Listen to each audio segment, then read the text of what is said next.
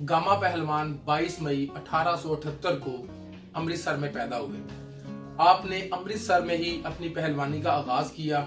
आपकी रोजाना की जो ट्रेनिंग थी इसमें 5000 बैठक, 3000 दंड और इसके अलावा मुख्तलिफ मेहनत शामिल थी। आप रोजाना 10 किलो दूध, 2 किलो गोश्त, बादाम और मुख्तलिफ अशिया का इस्तेमाल करते थे। आपने 1910 में वर्ल्ड हैवीवेट चैंपियन का खिताब जीता, जिसे हम वर्ल्ड चैंपियन रुस्तम जमा के नाम से जानते हैं। आपका रेसलिंग करियर 52 साल पर मुहित था। 52 साल के इस तारीख साज करियर में कोई बंदा पूरी दुनिया से आपको नहीं हरा सका।